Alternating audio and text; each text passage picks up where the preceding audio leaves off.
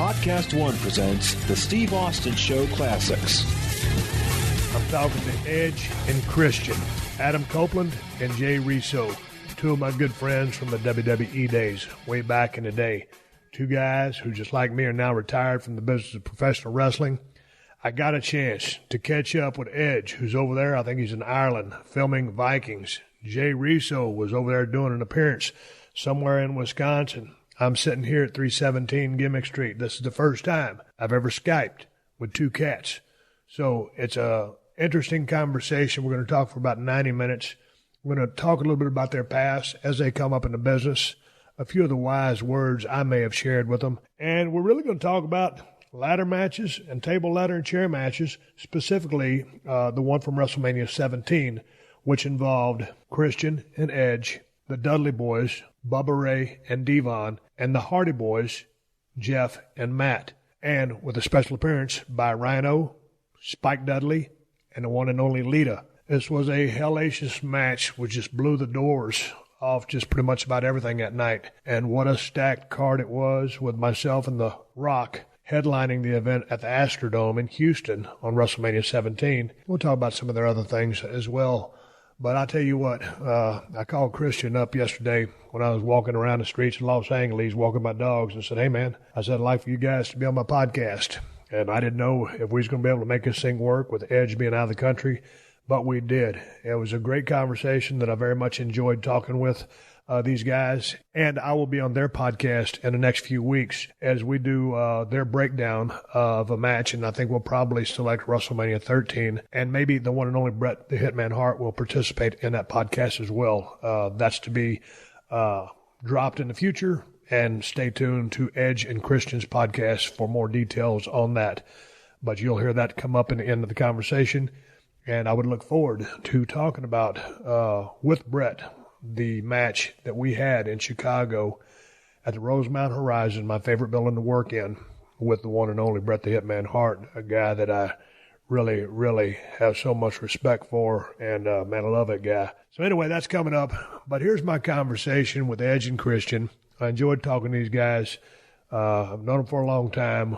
We never traveled together. We never ran in the same circles, but we always enjoyed each other's company, jacking around with each other, killing time, playing jokes on each other, playing the Don't Look at Me game, which is the dumbest thing in the history of the world. I forget how we invented that game, but nonetheless, maybe we'll talk about it on their podcast. It's absolutely childish, but that's what you do when you're on the road as many days as a year we were, trying to kill time. Before we get into my interview with Edge and Christian, let me get you up on keeping your home safe with ADT. ADT is the first security company to help keep you safe at home and when you're on the go, and it starts with their award-winning 24/7 monitoring that has made them the #1 most trusted security company. Visit ADT.com/podcast and get an ADT starter kit professionally installed for only $49. Plus, you'll get ADT Go, the new family mobile safety app and service with Family Locator and 24/7 emergency response, free with any ADT security system. In addition to the Locator and 24/7 emergency response, ADT Go includes private messaging, automatic check-ins, and safe driving reports. Again, go to ADT.com/podcast to learn more. It requires a 36-month monitoring contract, QSP, and Easy Pay. Activation and early termination fees may apply. Certain markets excluded. Licenses available at ADT.com. Offer ends April 1st. Hey y'all, this is Matt and Michelle from Thug Kitchen, here to tell you about our new show, Forked Up, a Thug Kitchen podcast exclusively on PodcastOne. We're stepping out of the kitchen and into your earbuds every week to discuss food, politics, pop culture. Basically, we're just trying to give a f***ing do better. Get your shit together with us every Thursday on Forked Up, a Thug Kitchen podcast, right here on PodcastOne. Download and listen to new episodes exclusively on PodcastOne.com, the new PodcastOne app, or subscribe on Apple Podcasts. Thanks, y'all.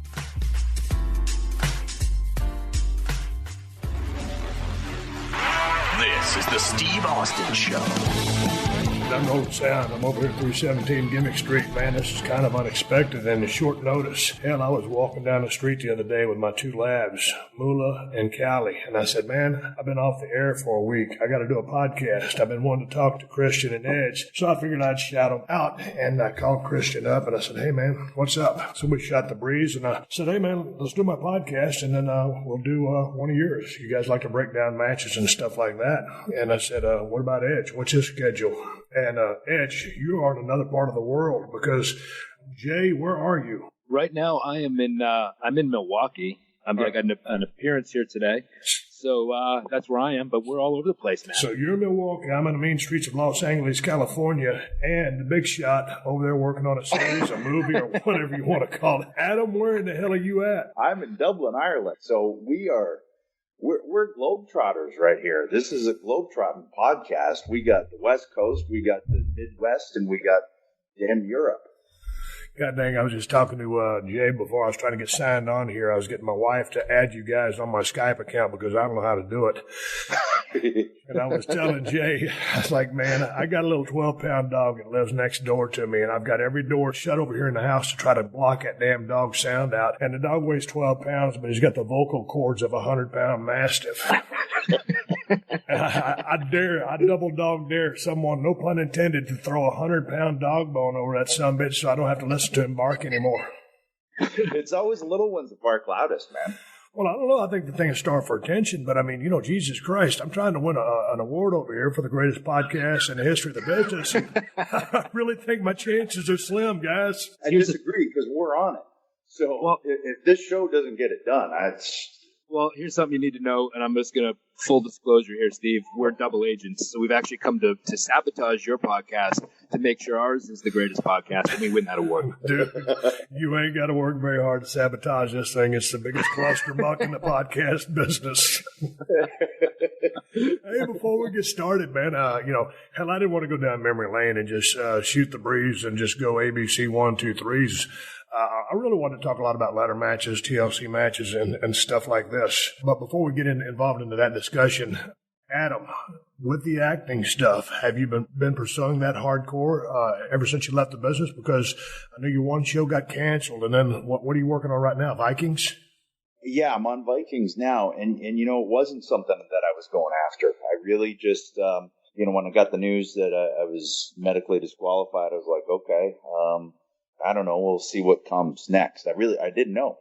And that show Haven, they saw my retirement speech, said, hey, do you want to come up to an episode? That episode turned into 42 episodes. But it was about halfway through the second season with them that I said, I really dig this. And I think we're all of the same mind that got to be doing something creative. Have to be just the way our minds work. And I realized that was still going to tap into that part of my brain that I need to tap into, because if not, then who knows what I become.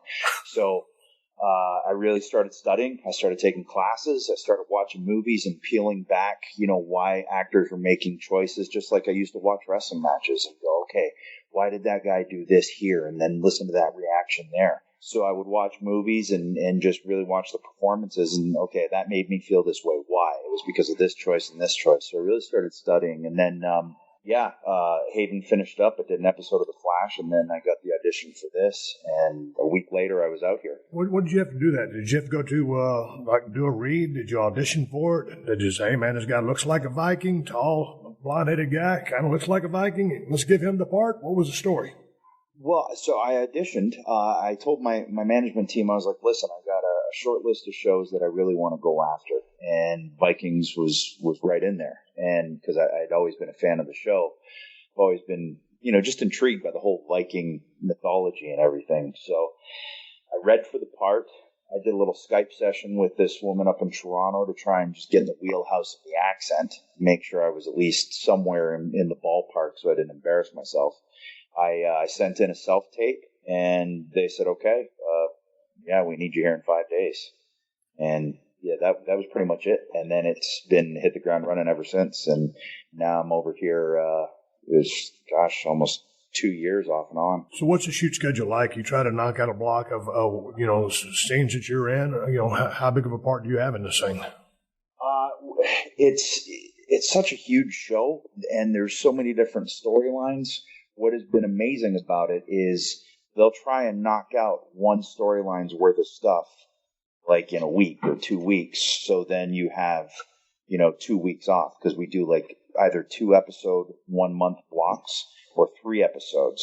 So for instance, this block that we start tomorrow, we're doing 3 episodes in 1 month. And it just so happens that we're doing 3 episodes worth of content for our storyline in 1 week. And then I get to go home,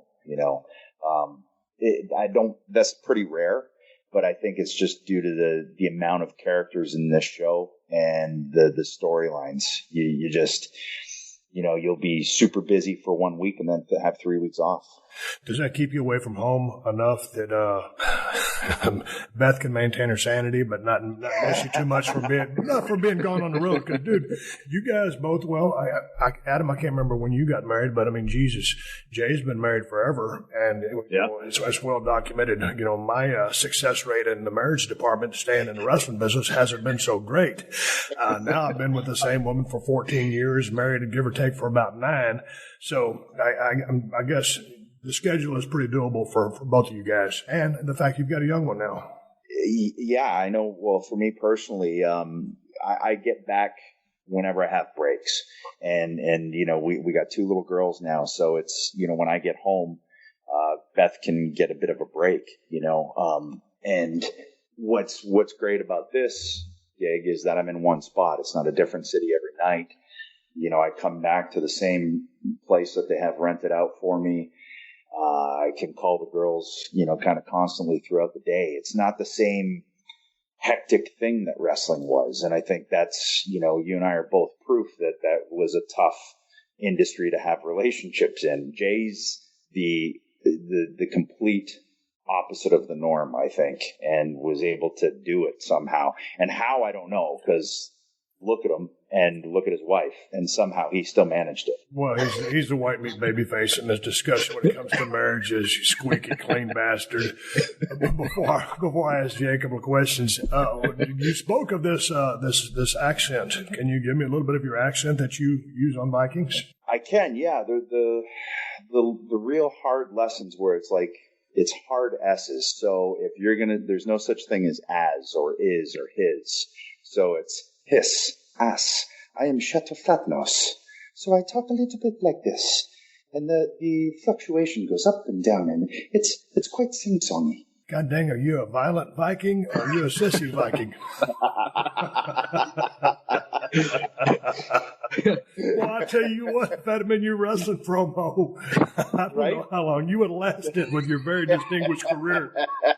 It sounded at any point in time you could break out into a yodel, which would have been awesome. Yeah. Well, and I'm wearing braids, so. Jay, what in the wide world of sports are you doing in Wisconsin? So yeah, I have a little appearance here today. There's a hockey team that I'm doing, and I'm a huge hockey fan. Anybody that knows me or. So it's the AHL, which is a league below the NHL. So it's the affiliate team of the Nashville Predators. So yeah, I'm going over there. I'm even trying to talk him into letting me, put some skates on and play in the game. I mean, I think that, a 44-year-old rookie that hasn't put skates on in about 15 years, that needs work on his shot and his positioning and is somewhat beat up from wrestling, I think that would be a good addition to any pro team. Hey, man, there's drawing power there. There's star power there. Did you play as a kid?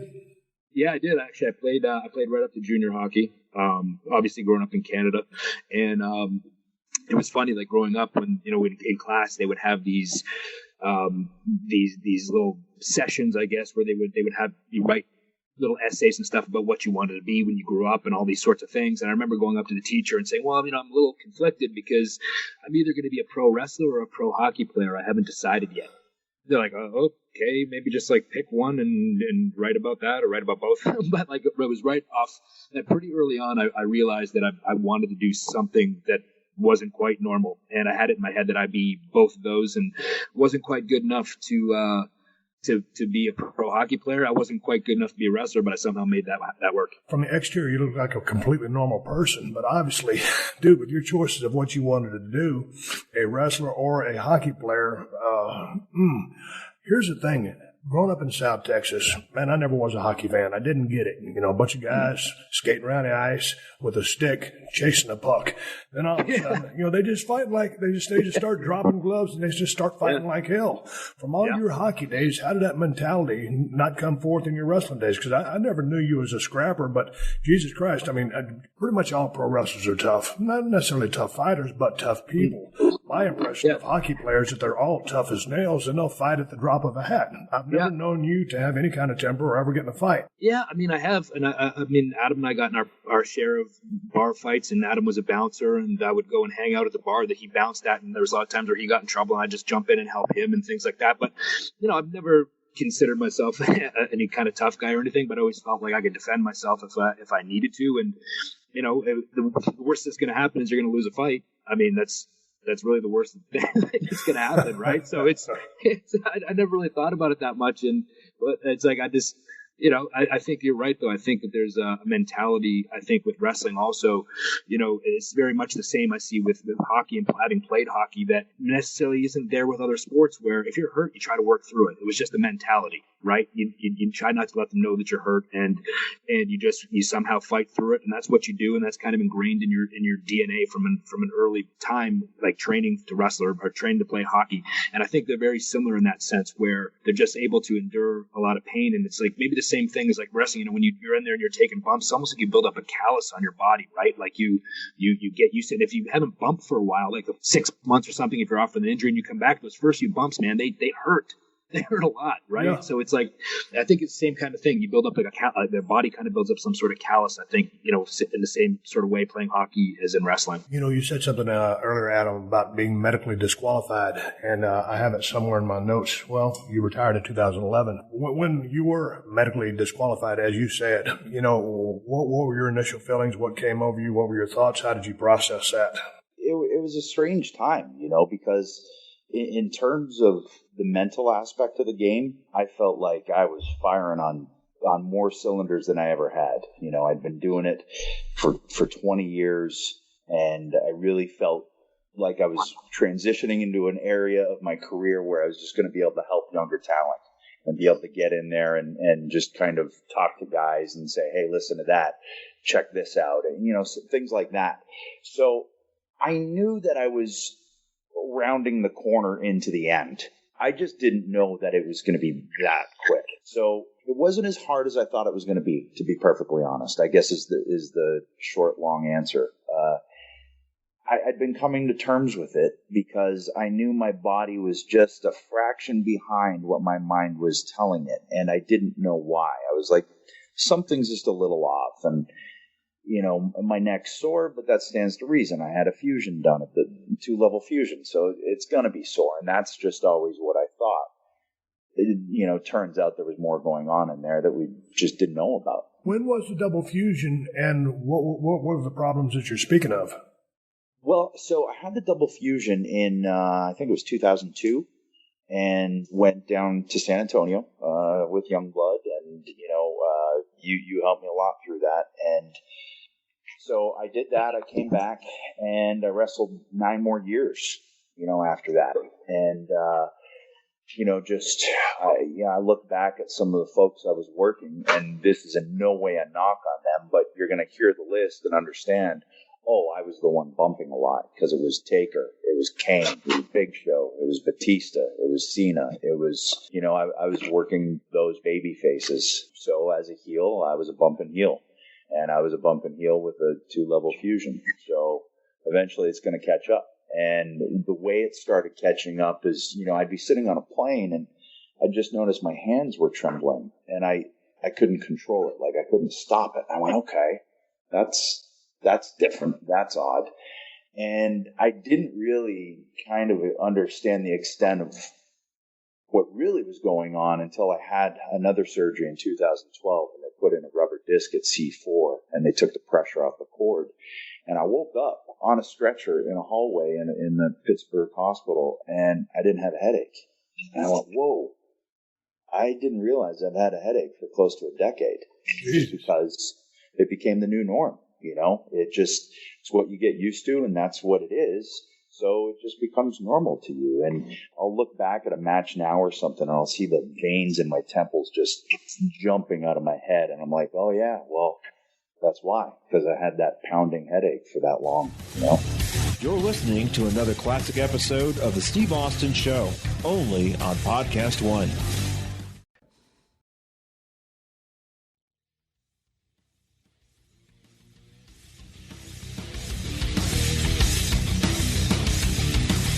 I was doing research for Jay, and I didn't know that you were going to be able to join in on the conversation because of your schedule and where you're located. So I know that Jay made almost 20 years. How long did you end up in the business, Adam? Well, I started when I was 17, retired when I was 37. So, right at 20. You know, but the full grind of WWE, that started 97. Okay, but about a 20-year career. I mean, and dude, so like you said, when the things start kind of springing up, it's like with that much time, with that kind of a career, and I think I got cut short, maybe give or take. And don't get me wrong, I took my ball and went home. I had to heal up from my neck fusion, but I think I made 13 years in the business. So a run like that, I can understand seeing the light. With you, Jay, almost 20 years. Yeah. What was the thing? You never had a fusion, correct? No, I didn't. So when with me, knock on wood, I actually was pretty injury free until I want to say it was like probably 2010ish. I had like one minor back injury, like 2004, I think, that sidelined me for a couple months. And other than that, I didn't really. I was obviously banged up and things like that, but I never had anything major until I hurt my pec in 2010. And in 2010, it was funny because I'd never been hurt before, right? And like, it was one of those ones where I was wrestling CM Punk, and I went to pick him up, and I just reached down and, I felt it go, and I knew that previously it had been like there was a slight tear there. So I was in the shower after, and I looked down. There's this lump on the bottom of my chest, and so I finished up, and I went and looked and talked to the trainer, and I said, "Does this look right to you?" He said, "What?" He goes, "No, I think you tore your pec." And so I flew home the next day, and they threw me in an MRI. It was funny because I had never really had an injury before, and they said, "Well, we're going to fly you up to Pensacola the next day to see Dr. Andrews," because he was in Birmingham for a couple of days, and he also had a clinic in Pensacola. So I went to see him, and he looked at it, and he's like, "Yeah." And then he starts talking. He's like, "Well, what we'll do is we'll fly your wife up here, so she's here. We'll get you on the bed at about 1 p.m. And I'm like, "Hold on a second, this is happening today?" He's like, "Yeah, let's get it done." And I said, "Hold on a second here. I need to just get some air." I'd never been cut before. I'd never had a surgery. So you baby. So I was like, I need to go outside and get some air. So I walk out, and I was like, you know what? I was like this. I'm out of here. So I start walking towards to the airport. I'm just in my head. I'm like, I'm just walking to the airport. I'm gonna fly home. And so about 20 minutes later, my phone rings, and it was John Laurinaitis, who's the head of talent relations, and he's like, "Where are you?" And I was like, man, I'm just walking. He's like, "Well, you need to go back. They need to get you ready for surgery." I said, "Nah. No, I don't really want surgery." And he's like, "Wait, you have to do it," and this and that, and like I'm just trying to buy time, right? Because I just had never been cut, and I couldn't grasp this was going to happen to me. And so I just said to him, I said, "Look, one thing that I hate on TV is when something starts and then all of a sudden it's just dropped for no reason whatsoever." And they had just the week before literally started a program with me and Alberto Del Rio, and they did this thing with him and Ray where he'd taken Ray out, and then I'd kind of come to Ray's defense, and I was starting this feud with Alberto.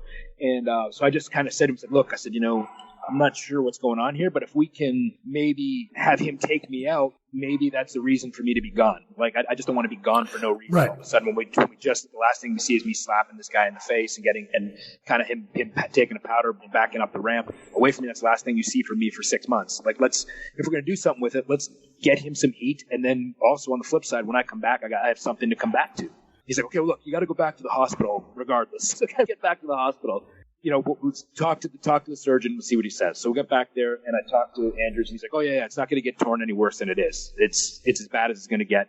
If you can deal with the how irritating it is and the little bit of pain that you're going to have." He said, "I wouldn't wait any longer than 10 days. You're going to have to start having scar tissue, but if you want to wait another week and do something on TV, I'm completely fine with that." So that's what we did. So the next week I went up and we did a thing where he took me out, and the next day I went down, and a week later I had the had surgery, and that was kind of the first one, and then I kind of went on a little string there of unlucky kind of like injuries. Like I had an ankle injury, which was a freak thing, and I was doing a baseball slide on a overseas tour. It was in that weird arena in Belgium, that had like the graffiti backstage, and it was like a really strange building, and they always had this like really big ramp where it was almost like a ladder you had to climb up to get to the curtain to walk down the ramp. And it was early on in the match. I was wrestling Sheamus at this baseball slide, and like I caught my toe, and I thought my bone came out of my leg. Like I felt something running down my leg, and so we finished the match. I got helped back up the ramp, and it was funny because Big Show was waiting for me at the top of the ramp, and I basically fell off the top onto his shoulder, and he carried me through these back halls to the to the trainer room, and I thought I was gonna pull my boot off and my bone was gonna be sticking out of my leg, and I took it off. Luckily, it wasn't.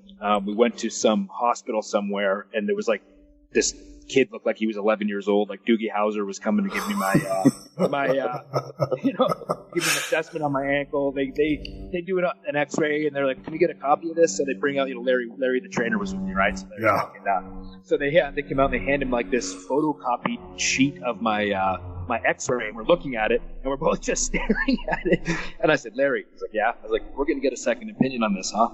he goes, "Yeah, I think so." And so I ended up flying home from that, and the doctor actually told me it would have been better if I just broke my leg because I had like this severe high ankle sprain, and it said it would have been much cleaner if I just broke it. And then from that, and then after that, I started getting like dinged. Like I got dinged a few times with my head, and I was going to see neurologists and things like that, and finally I had gotten a couple concussions, kind of, I would say within a few months of each other. Now, how are you getting these concussions?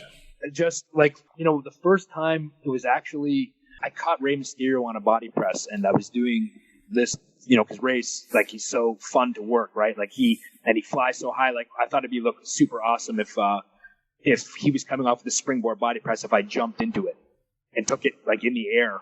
And so when I jumped into it, I caught him a little high, and he landed on my head, and that knocked me out. So it just started from there, and then it was just, one was a kick, and another one was just I took a bump and hit the back of my head on the floor. It was just like, and then the neurologists were just kind of like, look, it's kind of like a boxer. You can be fine for years and years and years, but once you get that big one, it's almost like, it just becomes easier and easier to get them. At this point with you, it's almost like not if it's going to happen again, it's when is it going to happen? Right. So putting everything in perspective for me, it was, look, I just had a baby girl, and, I've accomplished a ton of things that I want. It wasn't like I was 31 or 29 or 30 or 31 years old where I still had so much ahead of me and all these things to accomplish. I was going to be 40 years old, and I'd done a lot, and I pretty much had accomplished everything I ever wanted to except, main event WrestleMania. But let's be honest, that doesn't happen for most people. Right. And present company excluded. I mean, have both you guys, but hey, whatever. no big deal. Going back to the pec surgery to reattach your pec. First of all, when someone says, "Hey, man, we need you under the knife now," that's a heavy duty blow, and all of a sudden you can't, whether you've been cut or not, to get prepped for surgery, at a moment's notice is one thing, but to say, "Hey, man, this is where I was in my storyline. I want to go out there and finish the storyline so we get some heat on Del Rio," and to me, man, that's the mark of a true pro. And that's first class. To try to take care of some business. Doc says, "Hey, man, you're cool for another week, but we don't want to push it any more than that." So I got to give you props for that. It was cool too, because Vince texted me after the surgery too, right? Like he texted me and said that he had been in contact and they told him it went well, and same thing, he just thanked me for my professionalism. I thought that was, that's stuff that motivates you to want to come back, to work harder to come back when you get just a little message like that just goes a long way, right? You guys both went to the same wrestling school, right? Yeah, Ron Hutchison and Sweet Daddy Siki. Now, where does the Dory Funk come into play in this, or did he not? Well, he did, but we were both lucky in that throughout the years we kind of had people bestow some knowledge on us. The initial training was Ron and Siki in Toronto, and we both trained there. Then from there, I wrestled about 5 years, and then started making some headway with WWF, doing house shows, Hamilton, and things like that. that's when they said, hey, we're doing this thing called the Funkin' Dojo down in Stanford. We want to bring you there. Get in with Tom Pritchard, get in with Dory Funk Jr. Bruce Pritchard is going to be there. Pat Patterson's going to be there. And this was the initial one that they'd ever done. And it was guys that they were interested in or guys that were on the roster that just needed some seasoning or grooming, or like Taka was there and to help with the language barrier with him, or Mark Henry, or, guys like that. So that's where that came into play. And then Jay, I think you did the second Funkin' Dojo, right? Yeah, no, I think I was like in the third or fourth one. It was funny because Adam was under a developmental contract. I was not, and they had asked him to come to the pay-per-view. Actually, it was the Montreal pay-per-view with Brett and Sean, and they wanted you to come to the next set of TVs and do some dark matches and things like that. And you didn't have a car at the time, so I borrowed my mom's car. And wrestler rule: you never leave the house without your gear, brother. So I threw my bag in the trunk, and the TVs were in Ottawa, and then the next day they were in Cornwall, Ontario, because that was at the time when they did a live Raw and then a taped Raw the next night. So I'm in Cornwall, and I'm standing there, and somebody walks up to me and says, "Hey, did you bring your gear?" And I said, "Of course." And they said, "Oh, would you mind working with Adam in the in the dark match?" I was like, "Well, he's kind of the shits, but yeah, I guess I can get something out of him." And I'll make him look good. so we went out there, and it was a funny story too, because wrestling in like these indie shows, and that building was small, right? Like, I mean, it probably held 4,500 people. Maybe 5,000 if you're lucky. And I remember coming out like, oh my God, this building is so big. Oh my God. And then years later, you go back and walk in like, why are we in this building? It's so small. Territory's down. Yeah. And I remember too, like having this moment where it brings you back down to earth. It's like, okay, I'm wrestling my best friend from the 6th grade on. This is all we've ever dreamed of. We're wrestling in the WWF. We're doing some cool stuff. And then they start testing the lights. Yeah. And I was like, oh, okay. Yeah. That's why they call it a dark match. Yeah. And then it was like, the ref had to finish. And the funny thing was that, we had to be like cognizant at the time of because, they're testing the lights and they're about to go, start the show. So like, they're like, look, we could tell you to go at any time, and we thinking we're like so seasoned that, the ref's like, okay, you guys got to go. You got to go now. So we decided to, instead of just going to the finish that we had planned, we decided, well, let's just do this cool little finish. And the ref didn't know it was the finish. So he was pissed at us after. He's like, look, you can't just do that here.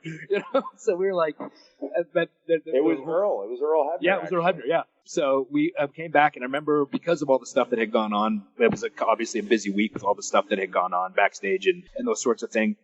But Jim Cornette watched the match, and he said, "God damn, guys, that was great. That was a great match." And then that was the worst Jim Cornette impression I've ever heard. let me try it again. Let me try it again. God damn. No, I can't. There you go. That's good getting there. He's brutal. God damn, guys, that was a great match. I can't do it. That was better. So I just happened to ask. I ran into him again before I left, and I asked him for his phone number. And then I was like, do you mind if I just drop you a line every now and again? He's like, yeah, please keep in touch. So every month or so, I would just call Jim and just tell him, hey, I just want to let you know where I am, where I'm working, what I'm doing, and this is what I've been up to. This is where I'm working. This is who I'm working with, and I'm keeping busy. So I would always just once a month I would call him and just let him just stay on the radar, And just out of the blue one night, at that time I used to go to the gym, and it was about a half hour from my house.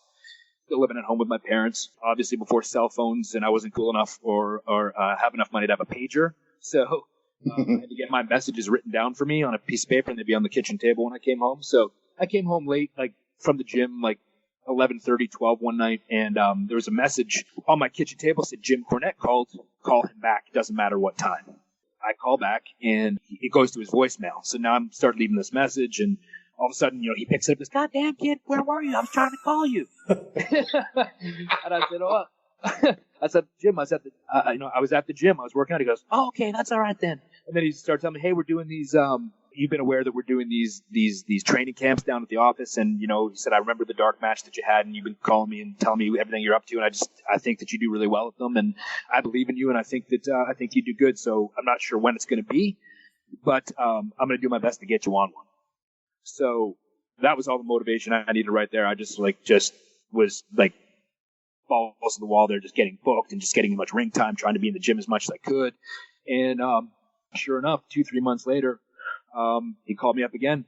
Goddamn kid, I got you on one of these camps. And that was that. And then I went down, and there was a funny story too, because, I got a call saying, okay, we're going to bring you in, and, we're going to bring you in on a Saturday, and you'll start the camp. It went from Sunday to Sunday. It was funny because I had this booking in Delaware, and I used to work for this promotion, a guy named Jim Kettner in ECWA, and he treated me really well. And at the time, it was like my biggest payday. I was getting paid $150, and he flew me down to Philadelphia from Buffalo, New York, which is 90 miles from where we lived in Canada. So I would drive to Buffalo, and then I would fly down to Philly, and then drive the 20 minutes, wherever it was, to Delaware to do these shows. And, I was like a main guy on his show. And when they wanted to fly me down for this camp, it was on the day of one of his big shows. So they called me and they started giving me all my travel info. And I was like, I have a bit of an issue. And they're like, what's the issue? And I said, well, this promoter, Jim Kettner, that I work for, he treats me really well. And I'm one of the main guys on the show. And he advertises me and stuff like that. And I don't want to screw him over like last second and hurt his show. I'm not sure what to do here. And they said, well, hold on, we'll call you back. And they hang up, and I'm like, oh my God, I think they're just going to be like, well, if something else is more important than WWE, then forget it, Like, now I'm like, oh man, maybe I should have just said screw it and just not told them. Like, I was like, a million things running through your head, right? Like, oh man, I just screwed my chance up. And then like 10, 15 minutes later, I got a call back, and they said, look, this is what we're going to do. First of all, Vince McMahon appreciates but like to keep their commitments. They said, what we're going to do is we're still going to fly you on the flight we have provided for you. We're going to get a car for you. The car is going to take you to your show. You'll do your show, jump back in the car, and I'll bring you back to the hotel, and you'll start the camp the next day. So that's what I did. I flew down, and they drove me down to Delaware, and I pulled an abdominal muscle in the match. Lucky for me. I went back, and I was in pain the entire week, but it was pretty cool because there was 12 guys there, and Bruce Pritchard and Dory Funk and JR pulled me aside like on the Friday, and they had offered me a developmental contract. So that was a pretty big week for me. And I appreciate the backstory. And also just to point out, you went out of your way, or you took it upon yourself to give Jim Cornette a call. And of course, Jim Cornette's one of my favorite managers of all time, one of the greatest talkers in the history of the business. But you're making a relationship with a guy who knows a lot about the business, had a great run himself, and is connected. And then also, just like Vince told you, through someone else, they like people that honor their commitments. You weren't going to screw the promoter. So again, I got to give props to you there. And you talked briefly about Dory, and just from watching you guys over the year, both outstanding workers, athletic style, fast moving stuff. With respect to your body types, both about 6'1", 6'4", on the leaner side, working pro style, very athletic. What did you take away from Dory Funk Jr.? Because my point is, back in the day, when I first started watching wrestling, I was a big Ric Flair guy, loved Dusty, and then Dory would come on, and sometimes Dory's matches could kind of grind down. He was so scientific. And at that stage of my career, I really couldn't appreciate what he was doing. It wasn't until I'd been in the business for a couple of years that I could see, in my opinion, the genius of what Dory Funk Jr. was doing. Just his wrestling, how good it looked, how snug he was, how deliberate he was. I was the biggest Dory Funk Jr. fan in the world.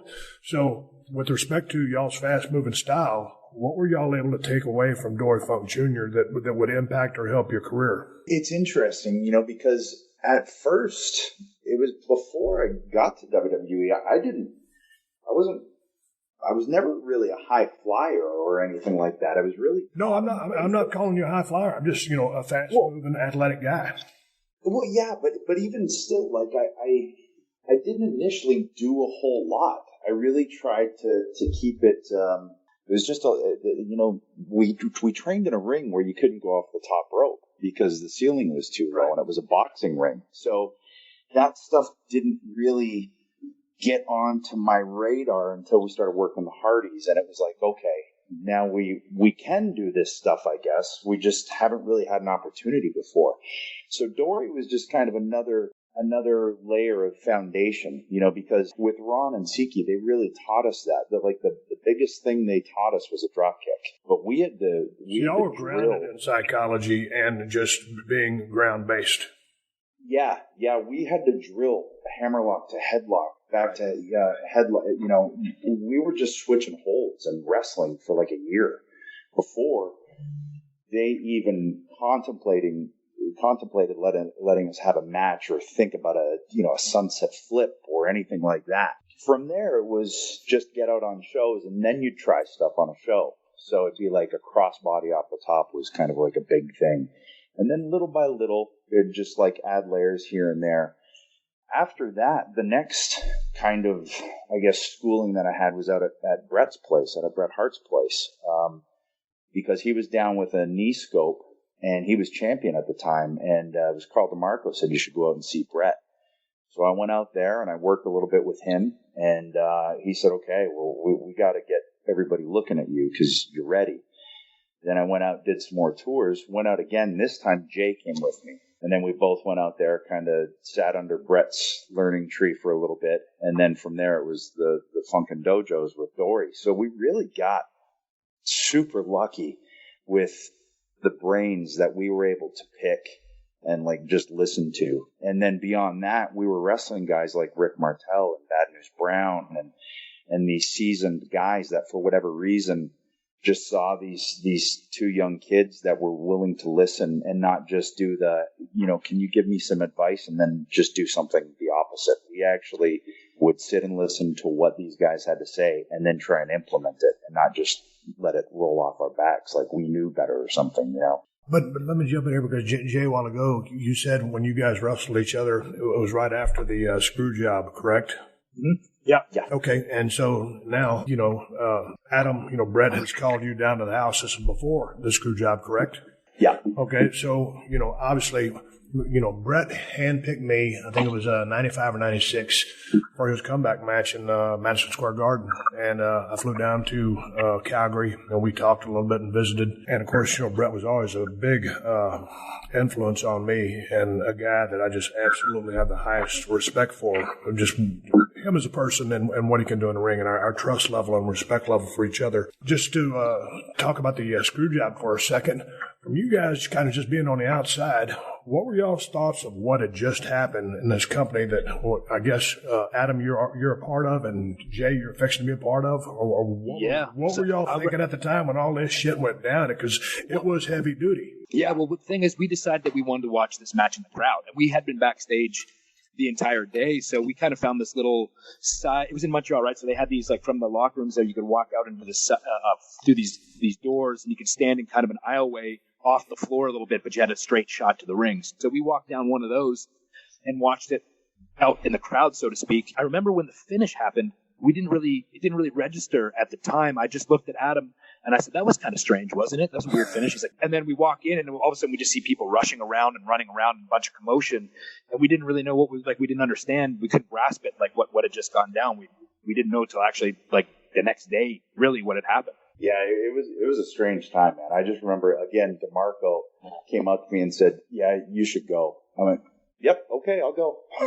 And we grabbed our bags and we left. And then, yeah, the next day I think was Ottawa. And that's where, we were the last to get that kind of word because I'm on a developmental. It's not like I really know anybody yet. But word got around and I just remember thinking, whoa, okay, this is a game changer. And Brett helped me get here. So how does that all fall out now?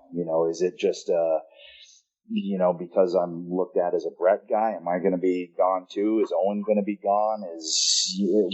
How does this shake out? I remember talking to Brett and Brett said, you do what you got to do. Don't worry. He goes, worst case scenario, I can put in a word with you in WCW. But I'd always wanted to get to the WWF. And I felt like that was the place where I was going to get a shot. And be able to show, because WCW at that point, you know what it was like. I mean, you were there. It was just not the place for me. I didn't think.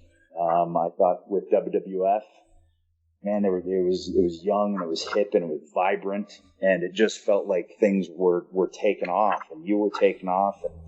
There's Sean, and it just felt like the place that I wanted to be. But it was a weird time for sure. Man, it was weird because, Davey Boy was going crazy. Owen was going crazy. I mean, that whole backstage thing. And I was around, but I wasn't catching all of it. And then there was a famous thing where, Vince was going to walk into the dressing room and, at least say something to Brett, give him his shot. I think Brett took the shot. It was just weird because coming out of that, I was like, man, what is going to happen to this company? Brett was our world champion. Again, I'm a huge Shawn fan, but Brett was the guy at that time. And so I was thinking, man, this company's going downhill. You can't fire your world champion because it was still like a shoot. I mean, we've all known it's a work, but at that level, it's a shoot. And I just, I didn't know what was going to happen. I thought the territory was going to go down. Yeah, I remember thinking that too. Because hey, that just happened to the flagship guy. So how does a locker room have any trust now? If you're going to do that to Bret Hart, how can that not happen, the chance of that happening to everybody else? Obviously, there's more that goes into it. There's different sides of stories and all of those things. But I remember thinking that, like, okay, this is where I want to be, but this might be a weird place to be for a long time if there's still a place to be. You're listening to another classic episode of The Steve Austin Show, only on PodcastOne. A true crime podcast. It got me upset because this is someone's kid, and someone knows she's gone. That takes a different approach. It was shocking for something like this to happen in our little town. Focusing on the communities affected by life-shattering crimes. It made news throughout the entire region that these two people had been shot while they slept in such a safe community. To give a new perspective on the devastation crimes can cause. It was shocking for something like this to happen in our little town. Featuring cases from quiet towns to bustling cities and interviewing the people closest to the case. My first thought was that it's an unusual location for us to have a homicide. Listen to the true crime podcast City Confidential and step beyond the yellow tape to learn just how far a crime can reach. There are certain cases in the history of Boston that I think sort of define the city. I think this is one of them. New episodes of the City Confidential podcast are available every Thursday. Available wherever you get your podcasts. This is the Steve Austin Show. I want to talk to you guys about, and obviously you spoke of some of the wear and tear on your bodies. And man, this past, for the last day, I've been watching ladder matches, table ladder, chair matches, with you guys, the Dudleys, Matt and Jeff Hardy. And, when I'm kind of doing a little bit of research or just reading about ladder matches, I guess, across the world or in England or in the United States, there were a few ladder matches in the 1970s. It wasn't like the WWF invented them. Bret and Shawn had actually had one on a challenge show, I guess pre-94. But the Shawn Razor match from 1994, that match put that type of match on the map. It was just an outstanding match, great psychology, and it was a building block for ladder matches to come. So my question is to you, I guess, in all of my notes right here, I don't have the date in which y'all had your first ladder match or tables, ladders, chairs match. What were your thoughts when someone said, hey, man, you guys are in this match? It was actually our pitch. Really? And this was the first thing that we had ever pitched, storyline wise. And it was strictly a thing to get noticed. We were kind of floating between being on Raw and being on Heat, or, whatever the kind of secondary shows were. Sometimes we show up and be on Heat, sometimes we be on Raw, but we're just kind of, trying to get our footing. And we just were all, like you just mentioned the Razor Shawn match, and that was like the measuring stick for us. Like that was a match that kind of changed things for all of us in a sense. And we're all talking, and we were working a lot on the live events, and we're just like, just kind of spitballing, like, how can we take this to another level? Like, how can we really stand out here? And, it wasn't going to happen, any other way, because the card was stacked. You had you in your prime, The Rock in his prime, Taker, Triple H, Mick Foley, like all these huge stars, like at once. We know we weren't getting anywhere near the top of the card as singles guys. So like, how do you stand out? How do you get a spot every week on the show that's a highlighted slot in a good position, and how do you get on every pay-per-view, and how do you become an important cog in the wheel that needs to be there, or else it doesn't run as smoothly, And so we kind of just were throwing different things around, and we kind of had said, well, what if we do a best of 7 match, and every match is a different stipulation, and it ends with the first ever tag team ladder match. And when we pitched it, we obviously said, there needs to be something hanging above the ring, and we don't want to get too far ahead of ourselves, because neither of our teams had been tag champs or even close to it, I think, at that point.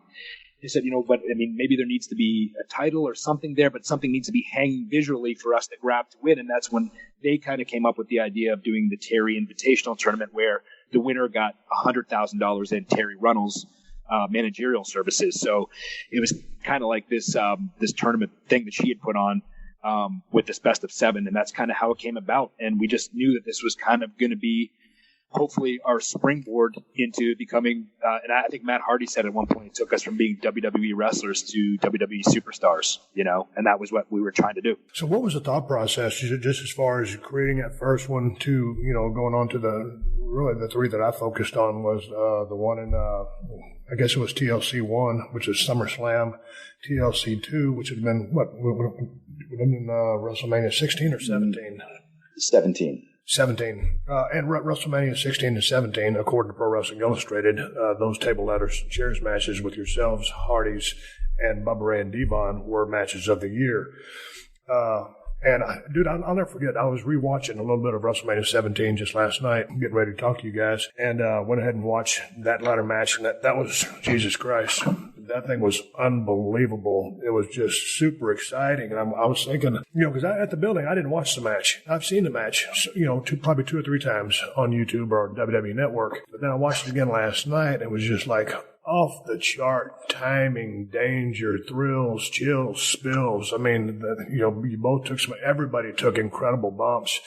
And to think, after that, Triple H goes out there to work with Undertaker, and they have a really good match. And I remember, if you guys remember in the arena before that show started, Motorhead was going to play Triple H's entrance song, and they were out there doing a rehearsal. And holy smokes, man, I've always been a Motorhead fan, but that speed metal, they weren't real bassy. With Triple H's song, it was bass heavy, and it was Lemmy, and they struck up that chord, at rehearsal. I was like, chills went down my spine. And so that night at the show, this is after y'all's match, man, all of a sudden Motorhead starts, and Lemmy says, "We're Motorhead, and we're going to kick your ass." And boy, they just launch into that version of Triple H's song. And man, he starts singing. He had that microphone cranked up real high, and it had his neck craned back. And they sing for about 45 seconds, maybe a minute.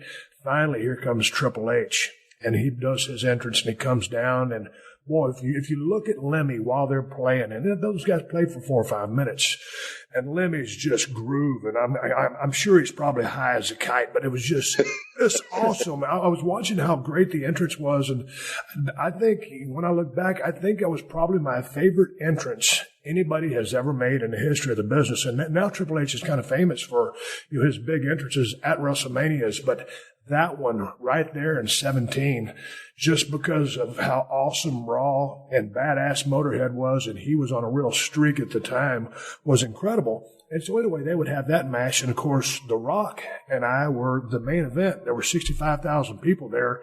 After watching you guys totally destroy the place, the ring, everybody in that damn match, I'd forgotten what a huge task it was to try to follow the match that you guys had.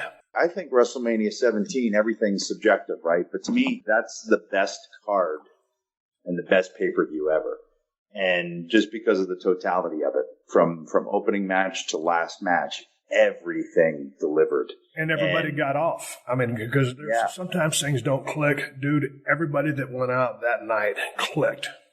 Yeah, and that can be so rare, And, our mentality when we did the first ladder match with the Hardys, our mentality was always, we don't want anybody to be able to follow this. We know that we don't have the promo abilities yet of the guys on top. We don't get those reactions yet, but we want to get there. And what we can do to do that is now start taking these risks that honestly, like I said, Jay and I didn't really take up until that point. We decided, hey, if we want to get noticed in this land of these industry giants, that when you look back now, probably the most stacked roster of all time. Right. How do you stand out in that? Like, how? Okay, well, we'll pitch a ladder match, and we'll do the first tag team ladder match. So we got carte blanche. It's an empty canvas. So we can paint whatever we want on this. And, sometimes first evers like the Kennel from Hell match or something are not good. But with a tag team ladder match, we knew it could be good. So we really just did whatever we could think of for that match. And then the Dudleys came over. And the Dudleys added an aspect that Edge and Christian and the Hardys didn't have. They added that kind of that badass. I've always said, if you listen to the reactions of our matches, you know, Jay and I would come out and get booed. Great, we're the heels. Right. The Hardys would get that Rock and Roll Express. Oh, dude, at 17, they blew the roof off. Go ahead. Yeah. And then the Dudleys would get that guttural guy from Philly pop. Right. You know what I mean? And that mixture of those three is exactly what was needed to make those matches work.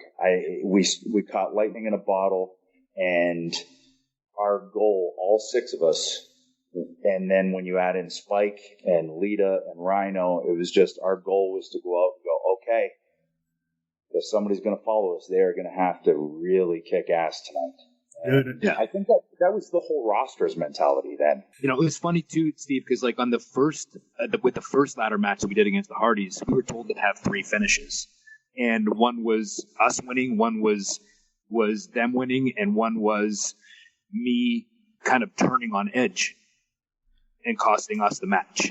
So they just put the Hardys one, and then there was some rumblings of at that early on of us maybe even splitting up and doing something, which made me pretty nervous because, you know, I was still trying to find my footing and find out what I was character-wise. I didn't really have a character. So, you know, no promo time, all those things. I was like, man, and I remember being on remember we used to do those, the Europe-only pay-per-views back around that time? So we used to go over on the charter planes, right? And you and I were standing, enjoying a glass of red wine somewhere in the plane, and you kind of just said to me, just turned and just frankly said to me, hey, what are these rumblings I hear about them maybe breaking you guys up? And I said, I don't know. I said, that's just, I've been hearing the same thing. He goes, and you said, you got to put a stop to that. And I went, well, I mean, I'd never really had those conversations before with anybody, so I don't know how to do it kind of thing. And you're like, listen, you guys are the team. You know, you guys are the top team, and you're going to be factored in. You're going to be everything that kind of we want, like that I was just saying. You know, we had a spotlight. We were the main team, and right out of your mouth, you said, look at the top of the card. The singles guys, you aren't going to get there. You'll get there eventually one day, but it's not going to be anytime soon. You need to ride this out as long as you can because it's working and it's good, and whatever you got to do, stop it. You got to stop it.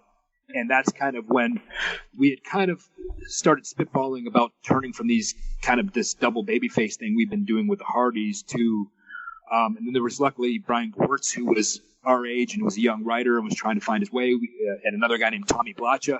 You know, we had been kind of talking with those guys and maybe exploring like, hey, what if we turned heel here and actually started to talk and have some personality? And then that changed everything for us. Once we got on commentary for one match, we started doing it with a heel edge, no pun intended, but we started like just having a little bit more attitude. We did this thing backstage where we did a sit-down interview with the Hardys. Like the coach was kind of interviewing both of us, and the writer said, just say whatever you want, and if you swear, we'll bleep it out. Just give us something real. So we went out there and we were dropping F-bombs, and we were just like like just everything you could think of. And like they're like, if you watch it back, it's like bleep, bleep, bleep, bleep, bleep. And we're just like, we rip our microphones off and we get up and we walked out, just like impromptu. We walked out, and that kind of, from that, like, whoa, hold on a second here. There's a different dynamic with these guys that we haven't explored yet. Maybe they're not done as a team. And that was when it kind of started to roll in a different direction. One thing that stands out, like you guys knew that you needed to do something to stand out from the crowd. I mean, you look at the roster, it was a stacked roster. And like I told you on that airplane, and I'm glad you reminded me of that conversation, you know, that was straight up. I mean, there was nowhere to go. You know, I've told this story many times, but just to spread the 411 or put a bug in someone's ear. You know, I remember having a conversation with Vince when they were editing my lines on the Raws that weren't live. And I knew I needed to separate myself from everybody. And I knew, well, exactly like I told Vince, walking across the parking lot in Lowell or Worcester, Mass, wherever it was. I said, hey, Vince, I said, you got a second? He went, well, sure, pal. And I said, hey, man, I noticed when you guys are, you know, I'm watching Monday Night Raw, you guys are editing out a lot of things I say. I just want to know why that is. And, you know, I was supposed to be a heel at the time. He goes, well, quite frankly, Steve, you're popping all the guys in the truck. You guys know if you're popping everybody in the truck, you can pop the world. So I told him, similar to what you guys did, I just said, hey, man, I said, I'm 6'1", 250, bald head, goatee, black trunks, black boots. I said, Vince, if you take my personality from me, I can't compete. But if you give me my personality, I can compete with anything you got. That was my MO of doing exactly kind of what you guys did, with the ladder matches and all that other stuff. And now taking another risk here with being, a little overboard on the mic, to go back to the ladder match or the TLC match or however you guys want to go about this process. Well, let's talk about 17 specifically, because that was so lights out. And Lita, like you said, Rhino, Lita, Spike, the bumps that all of y'all took, and Lita was so cool back in the day. I mean, when she come down and she kind of had that high G-string thong thing on in her pants, and she had that cool factor. She was like punk, cool, sexy, and of course she was badass. She was a great worker. Spike comes down, hits both of you guys with his finish. Jay, you both took some crazy bumps, safe bumps. But that, whatever his finish is called, off the apron, through that table, and then here comes Rhino, and then who was he? Was that Jay? Was that you on his shoulders to get that belt? Yeah, he put me on the shoulders, and it was a funny story because when we were at the building the night before, just going over, just tying up some loose ends, just kind of, because it's different when you're in that. It sounds strange, but it's true. When you're in that big of a space, it's sometimes timing can be an issue. Oh, and so we're just trying to get some timing down on some certain things, and we're all laying there, they're kind of talking about it after. Everyone's kind of sitting there and said, "Hold on a second, Jay, you don't have any offense in this match. We need to rethink some stuff." I was like, "Hell no." I was like, "I don't want any." I said, "Rhino's carrying me up at the end. I'm grabbing the titles. That's all the heat I need." But that's a great thought. But put me in a room with you guys when you're trying to lay this thing out, because literally, I mean, you're just watching the match. If there's any calls, it's all protected, and you guys have set this thing up. But it's not like you're getting any run-throughs, man. This was 17. It's a whole lot different than what's going on. So obviously you've had experience, you've worked with these guys a couple of times. There's got to be a super high level of trust, and it looked like you guys are just, everything's being laid in, but you're taking care of each other, and there's a high level of trust. When you got 6 guys, and then you have these 3 other components coming in to contribute to this match, which was totally off the charts. How you guys go about setting this thing up? You do this, I'm going to do that, and just how the process goes, because there's down periods after big bumps, action periods, different guys trying to ascend up, get those belts. I've never had a match like that. I had a ladder match with Vince and Shane one time. It was a drizzling shits. As soon as they told me we're going to have a ladder match, I'm thinking like step ladders, right? Because, I didn't need to be off the ground. So, I've never been involved in anything like this. So you take me through that process. And who commands the floor? We realized if it was going to have any lasting power and if people were going to stay engaged and wanted to see these matches, we couldn't just let them be car crashes, which maybe a couple of the early ones were. They were just kind of everything really, it sounds weird, but we were trying to get some psychology in these matches, like a reason to actually do certain things, not just like, well, why is he setting up a chair here when everybody's over there? You try to make everything logical why you're doing certain things, and that was the challenge. So a lot of times, and you have 6 guys in there with all that have ideas and are creative guys and feel strongly that their opinions are the right ones. So there were times where, we'd be in arguments about stuff, and it wasn't coming from a place of anybody being mad at each other. It was a place of passion where we all cared so much about this that we were willing to argue our points. And then at the end of it, we'd figure it out how to make everybody's ideas work. And then we'd go out there. And like you said, no matter where we were at back there, we had 100% trust in each other. And, that's also a lifelong bond that we're all going to have together too, I think. Yeah, I mean, there were times when we'd butt heads, but it was always to try and get what we all felt was going to be best. And that can be tough with 6 people to try and get this, unanimous thing. It wasn't going to be that way. And the chemistry of the teams, the way it kind of worked is Matt would be the talking guy for the Hardys and mostly the idea guys, and it was Bubba for the Dudleys. For us, it was both Jay and I, where we would both come to the table with a lot of ideas and a lot of, and Jeff and Devon just aren't wired that way, and that was fine. Jeff would come up with a massive idea, and then we would go, okay, How can we work this in? How can we have this try and make some semblance of sense? And then we also had Michael Hayes as our agent, and he's a huge part of it too, man, because we would all just sit down and just throw these ideas at the wall and see what stuck or resonated with the majority of us anyway, and then try and appease everybody and make it work. But like Jay said, try to have things make sense, but at the same time, I wanted those things to look like a tornado had been through a trailer park after. Like, for me, the best visual is after WrestleMania 17. Just take a look at the ring. Take a look at the bodies everywhere. Take a look at the ladders that are broken, the tables destroyed. All right, mission accomplished. That's what it needs to look like after this match. And I've said it repeatedly. I think we all went too far. We really did. But that it was our mentality of just trying to get noticed. And then once we went far, then we had to one up ourselves, because then it was like, well, now we're going to do TLC 2. And now we're, and it's like, okay, now what do we do? How do we top this again?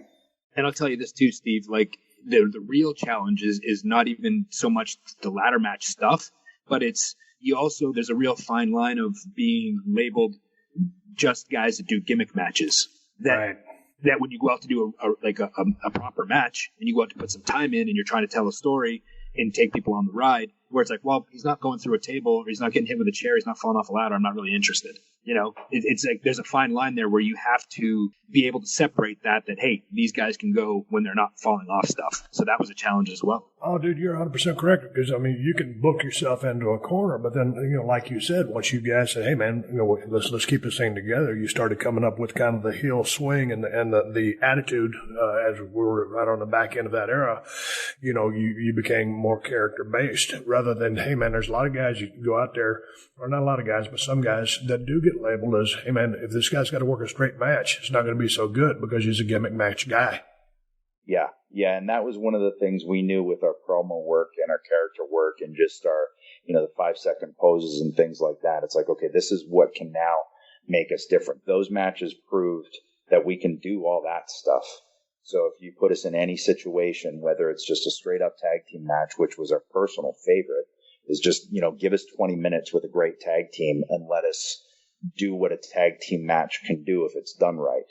But if you need a TLC match, okay, we can do that too. We wanted to be like that multi-tooled team, that you could put into any situation. We worked The Rock and Undertaker and for the titles, and then we'd do a TLC match, and then we'd work the APA, and then we'd work Too Cool. And then we just wanted to be that team that you could plug into any situation and we could get what you needed done for you. I was just going to say, backing up to when you were talking about what I learned from Dory, and there was something there, like when I was in his class, there was kind of a thread with me and him that whenever he wanted to demonstrate something, he would pull me aside and demonstrate something for the class. Whenever there was something that he wanted done with, a certain, like, different size, because there was all different sizes of guys, and there was monsters in there. There was guys that were, 6'4", there was guys that were smaller than me, there were guys that were my size. The majority of the time he was asking me to do a short match with this person or do a spot or do something like that. So in my head, I was like, well, there's a reason for this. And one of the things I learned was, at our size, I might not necessarily be great at one thing, but I need to be good at everything. And that was kind of what I took away from him. And that's one of the tools that I use going forward, that at my size, I really had to be able to adapt to any style that I was in the ring with. And that was what I took away from him. In that match, it looked, I might be getting, it might have been the match, it might have been the year before, when Bubba Ray put the ladder over his head, started spinning it into everybody. It looked like he took a pretty good shot there. Jay, did you get dinged on that?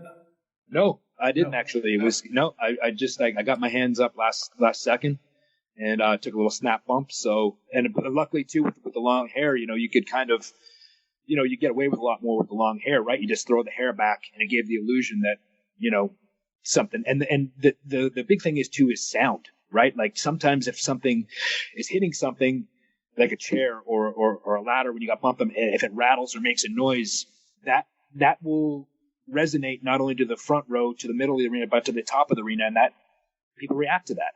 So, I think that too with the sound of the smack and the hair whipping back, I think it just, it was always made for really cool moments. Adam, did you come out of those things unscathed with regards to your neck? Because, I mean, both of you took some crazy bumps. And Jay, you missed, or I guess was intentional, on that triple letter spot in the middle. But Adam, did you come out of these things okay, or did they contribute to, your neck issues? I mean, at the time I thought I did. But if I really trace it back, I think that has to be where it started. Whether it was the way I bumped a little bit higher up. So now you're bumping a little bit higher up, but you're doing it off ladders. I don't know. It's tough to fully pinpoint because at the time, your hands would be bruised, your elbows would be bruised, your joints would be sore just from taking the ladders and the chairs and the tables. But it was just stuff like that. And I watched them back and I'm like, how did one of us not die with some of the stuff that we were able to pull off? Straight up. Because the margin for error, man, it was hair thin. And the fact that we all came out of it without something happening that night during a spot, it's still kind of incomprehensible to me, to be honest. What happened was, though, is you see throughout the years that those definitely put some notches on our belts in terms of injuries, because by the time I was starting to really get into my groove as a singles, things were starting to crop up now. And I think it started with those matches. It's funny you said in that 17 match, there was a spot where I was getting tipped off the ladder and I was going to go over the ropes and land on the floor. And I'd done it before, and it's visually looks pretty crazy, but I would go over the ropes and I would step over and land on my feet and kind of roll on the floor. So in this particular case, somehow the ladder kicked on me as it was getting tipped. And instead of going over feet first, my feet swung up and I actually went over the ropes kind of back first. Yeah. And I remember looking at the ceiling going, oh my God, this is not going to be good. And I basically flat backed on the floor from off the ladder in the middle of the ring. And I don't know how I didn't land on a piece of debris on a ladder on something that would have done some serious damage. Right. I happened to land perfectly on a spot that had nothing, and I flat backed it, and it knocked the fucking wind out of me. I couldn't breathe. But I was laying there, I'm like, move my arm a little bit. Okay, I can move my arm. Okay, I can move my legs. Oh my God, I'm all right. How did that happen? And so I get my breath back, and I come to the back, and Kane is walking past me, and he stops me. He's like, are you okay? And I'm like, from what? He's like, that bump, are you okay? And I said, yeah, I'm fine. And he grabs me by the shoulder, spins me, pushes me up against the wall. He goes, you scared the shit out of me. Don't ever do that again. And he walked away. So I almost got more hurt from Kane than I did from the bump. I think back too, like there were little things that would, like, I remember I was lying on a table and I think Bubba picked up Jeff and powerbombed him through the table. But it was a little bit short. And if you watch it back, basically just the back of Jeff's head hits my arms. And I try to reach to try and grab him a little bit, but that one knocked him out for a little bit. And I remember that. And that's well before we still got to do the crazy, hanging spear. Yes. So, you just kind of, we all had trust and we all, knew that stuff was going to happen, but it'd all come out in the wash eventually and we'd get through it. And it's funny too, you don't realize too, like with moments like that, and like WrestleMania is about making moments, right? And like, that's what we do anyway. But, and I know this didn't happen at Mania for you, but you think about the beer truck, right? Like that's a moment that's replayed and it's iconic, right? And the same thing with that spear spot. We didn't realize at the time when we're setting it up, and if I did, I would have volunteered to be the one doing the spot if I'd known that it was going to be so iconic. But but it's one that's in any video package, hyping WrestleMania or WWE, you see that spot where Adam spears Jeff Hardy off the ladder. He's dangling from the ring in the middle, trying to grab the titles, and Edge dives across and spears him off, and you just see people standing up, and you see the lights flash, and you see the bump that Jeff takes. It's that's one of those moments, and like thinking about it now, we didn't know at the time that there was going to be stuff like that, and it's really cool. Like a lot of times too, like I just did like a signing last week in France, and you still have like little kids that weren't even born yet coming up and telling you they love the ladder matches, they love the TLC matches, and their parents are still showing them these things, and that's cool. I'll never forget, we were working the Highway to Hell match in Madison Square Garden. It was myself versus Undertaker. I got knocked out early on in the match. I don't remember the rest of the match, but I kept going in the match, and the match was average. But at one point, we'd planned a little spot where I was going to be out on the announce table. Taker was going to go up top and drop a big leg on me. So, we talked about it, and now all of a sudden I'm laying on the table. I'm looking up. First of all, Taker's 7 feet tall. Then he's on top of the turnbuckle, and I'm the target. And I'm thinking, well, I guess we're going to do it after all. And all of a sudden, here comes Taker. And that's a high-risk move, but it's certainly not as high risk as what, the totality of this match you guys had at 17. But the point I'm trying to get to, Edge, take me through where you were, because there's a lot of timing going on there. It's not like you guys got a chance to practice this. Jeff's hanging. Who was that? Bubba? Was that Devon? I think it was. That was Bubba that was pulling him back. Okay, Bubba was pulling back with the chair, and he had to get the proper release with his feet, and then there you are on the ladder. Take me through that, just as far as, hey, what the F? Here I go. Yeah, that was really it. What I was really trying to pay attention to was what rung I needed to jump from for the trajectory to work.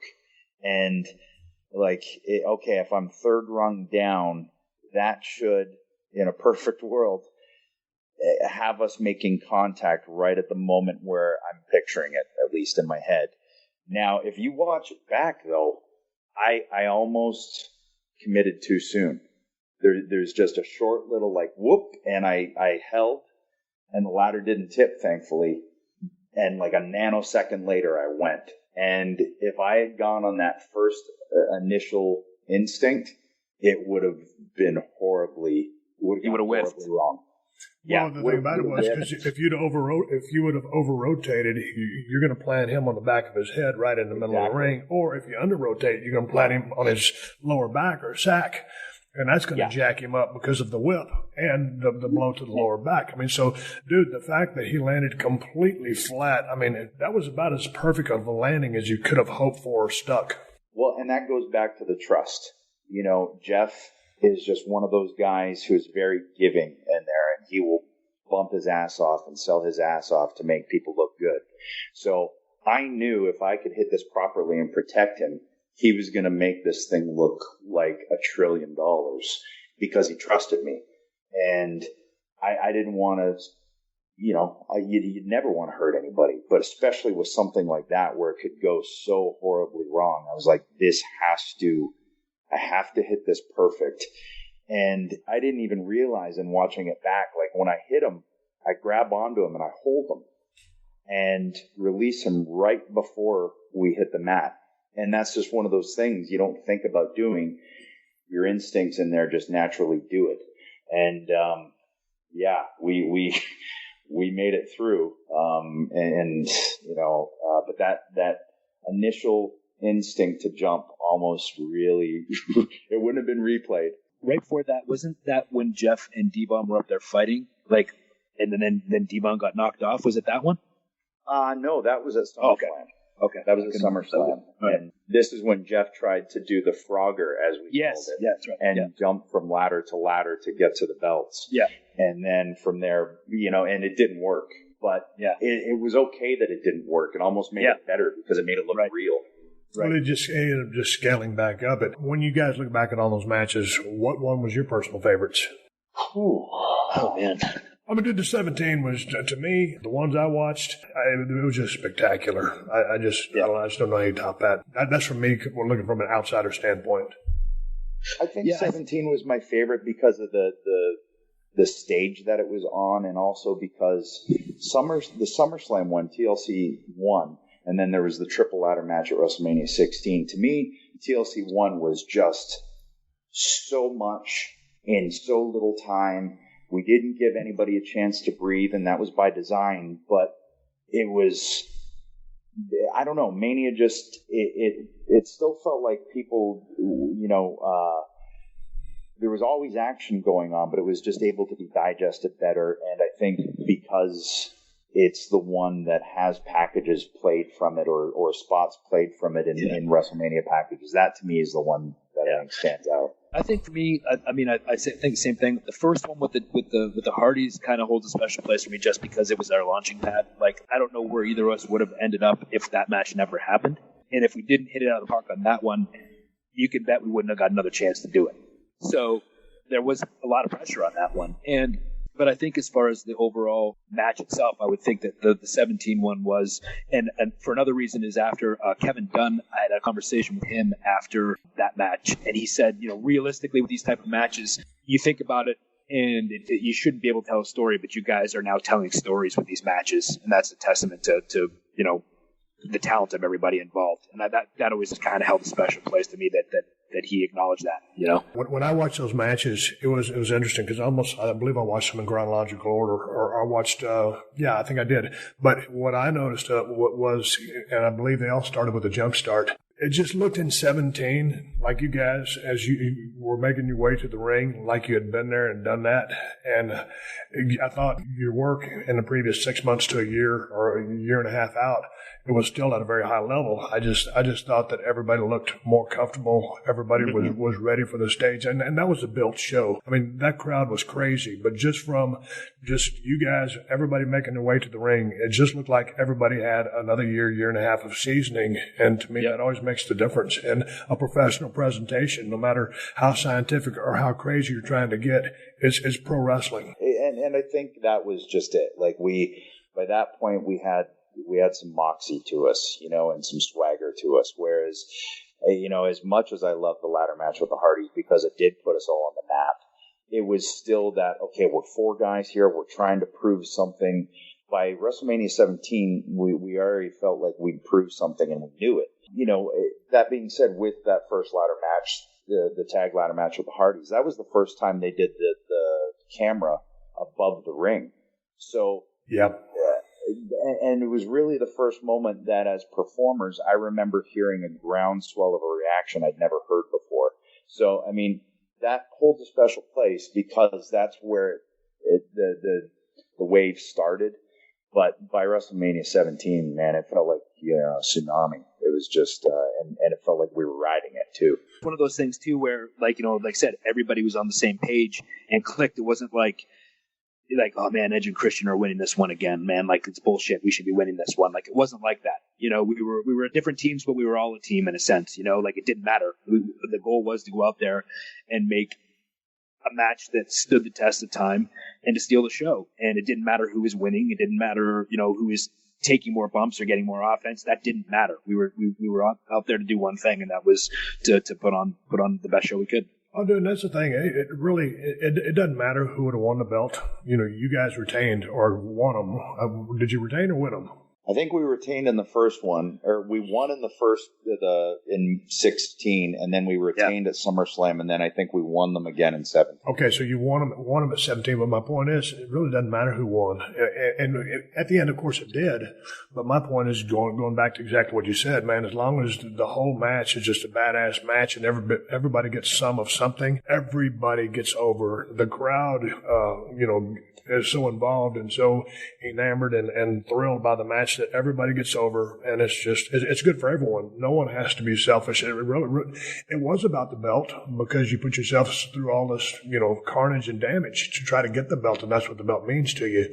But whoever would have won it still would have been the same match, and it's just a case of everybody going out there and working their ass off and not being selfish or giving a shit who's going to win or having a boo-boo face. Oh, I'm dropping the title. Yeah, I think our mentality was, and all of us was, we all walk away from this stronger than when we went in. Absolutely. No matter who has what.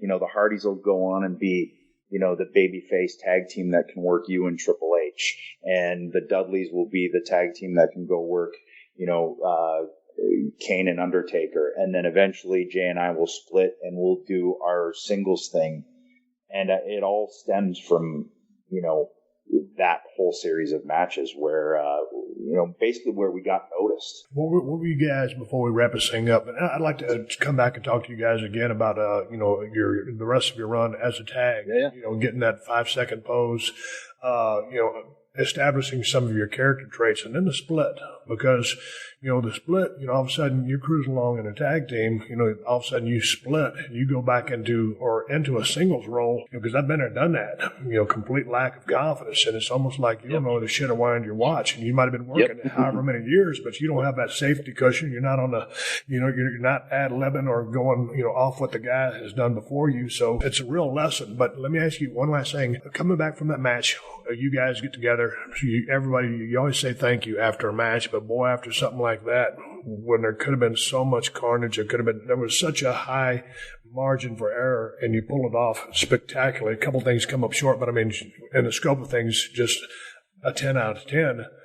What are your feelings? What are people telling you? Did you get a stand-up in Gorilla? And is there what's the big hug in the back? Because, dude, when you knock one out of the park, it's in a very high stage, the highest stage of them all, WrestleMania, and you crush it. What were you guys feeling the next day or right after the match? It was a weird one, honestly, because of the way the Astrodome was. And as we talked about earlier, sometimes there's a delay. Yeah, there's not that instantaneous kind of gratification where okay, that worked, because the sound has to go up, hit the roof, and bounce back to you. So while we were out there, we talked about it afterwards. We were like, man, the crowd didn't sound like they were really there like we thought they were going to be. And then when we saw at the after party, we saw the match back on tape, and we're like, oh, okay, they were. It was just that delay that kind of, at least, it took us out of it a little bit in terms of, getting that instant reaction, if that makes any sense. But man, we came back, and it's one of those deals where the first thing is, are you guys okay? Yep. And the second thing is, goddamn. And then, and it was one of those things too, where, we heard a lot of, man, every time we don't think you guys can top it, you top it, and it is one of those things too where you get it's awesome and it's satisfying when you get the your peers, people that you respect, giving you a standing ovation or giving you a pat on the back, telling you did a great job, and but then we'd always try to just go find a little corner just to be up by ourselves, just kind of have a big group hug and just ask each other if we're all right. The adrenaline's still pumping. You still can't really feel any injuries or anything like that at that point, but we always try to find a little corner for 5-10 minutes and just chill and just hang out and just laugh a little bit, Yeah, and just kind of like depressurize a little bit, because you know how it is when you have that kind of chemistry in there with someone, and that you've just done something that is going to resonate with people for years to come. There's a bond that builds, and you're kind of all in it together, and it's one of those deals where we would go off and find a room and go, oh man, okay, I think we just did it again. Like, damn it, and we're okay, and so there was always a lot of that.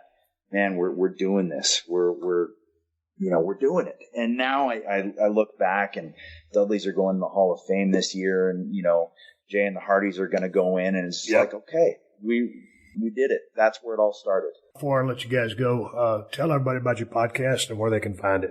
Birdman, you want to take this? Yeah, so it's ENC's Pod of Awesomeness, and you can find it, wherever you get your pods, Steve. It's on iTunes, Spotify, Stitcher, Google Play, all those good places, And it's basically, it's just us kind of busting each other's balls, just having some fun and talking like idiots, like we normally do. And if you like the kind of stuff, then listen to, give it a listen. You guys doing one show a week? We're doing one show a week. It drops Fridays, and we've only had one so far. It's called Anatomy of a Match, and it was Jay's idea, and to just sit down with the people that participated in one match and just talk about nothing but that one match, and just pick apart the whole process. What was the mindset going into it? How did you feel in there? And we want to do you, and we were thinking Bret Hart. Oh, dude, that'd be such an easy one to break down. It'd be unbelievable. And that's one of my favorite matches of all time with one of my favorite wrestlers of all time. I love Bret Hart. So, yeah, I'd be down for that, because there's a lot of backstory to a lot of the things that went into that match. So, anytime you guys are ready, just let me know. Yeah, right. Sure. That's the one we'd love to do. And, we have one on now. Like I said, Adam said, we just did one of them, and it was Shawn Michaels and Mankind from In Your House Mind Games. Very underrated, kind of under the radar match that was just an amazing. If you're gonna I've never been into the putting stars on it, but if you were, it's a 5-star match. It's that good. So it was cool to sit down and get the mindset of those guys and what the outcome was. So it's a lot of fun. Well, sounds good. Hey, man, it was good talking to both of you guys. And Adam, good luck over there filming. I'm glad you could join us because, hell, man, with you being all the way over there, I think, based on what I heard in the sound check, it sounds like we're, pretty much in the same room. And Jay, thanks for calling me back. It was good talking to both of you. Two guys I've got a lot of history with, and we could talk about that again on another podcast in a couple of weeks. Sounds good. Don't look at me. How long? 14 days. Jesus. Until we do the podcast, our podcast. Okay. I will be on the ENC podcast coming up in a week or two, or 3, or whenever. Whenever Adam gets back from overseas and they give me a call, I'm here. If I catch you guys down the road, I enjoyed it all. Don't look at me. Goodbye. Thank you for joining us for another classic episode of The Steve Austin Show. Please leave a rating and review on Apple Podcasts and tell your friends. For more Steve Austin Show, go to PodcastOne.com. That's PodcastOne.com.